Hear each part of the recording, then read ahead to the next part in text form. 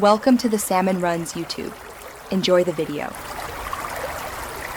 Activation lock prevents unauthorized use and links an Apple Watch to an Apple ID.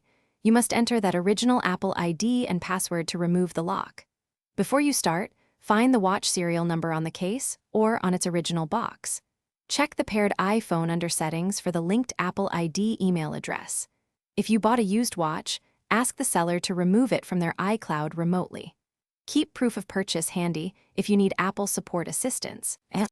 If you still have the paired iPhone, open the Watch app and tap the watch name. Use the information button and choose Unpair Apple Watch to erase it securely. The process removes activation lock when you enter the Apple ID password. If you cannot access the iPhone, sign into iCloud. Com with the Apple ID and select Find iPhone. Choose all devices, pick the watch, then erase device and remove from account. After removal, reset and pair the watch like new. If you cannot contact the Apple ID owner, request their assistance to remove the watch. The owner can sign into iCloud, com and remove the watch from their account remotely. If that is impossible, contact Apple support and explain the situation clearly.